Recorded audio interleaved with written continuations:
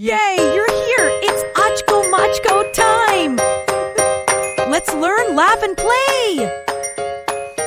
Hello, kids! Today, let's learn why we celebrate Dussehra with Achko and Machko. A long time ago, in the forests of Ayodhya, Lord Rama lived with his wife Sita and brother Lakshman.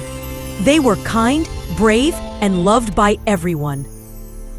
But far away in Lanka lived Ravana, the 10-headed king. He was powerful, but also very proud and tricky. One day, he saw Sita in the forest and was amazed by her beauty and kindness. His sister Swarupnaka had earlier been insulted by Rama and Lakshman, so Ravana wanted revenge too. Ravana carried Sita away to Lanka in his flying chariot.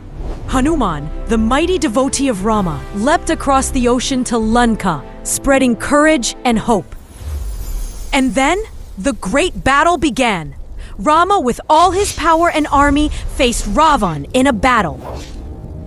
Ravana had 10 heads, but Rama stayed calm and brave. Finally, Rama raised his glowing bow and arrow, putting all his strength, courage, and faith into it. With one powerful shot, Ravana was defeated.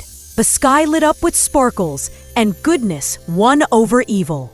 And that is why, kids, we celebrate Dussehra every year to remember that no matter how strong evil seems, truth, courage, and goodness will always win. So, kids, moral of the story is, no matter how strong evil may seem, truth, courage, and goodness will always win in the end.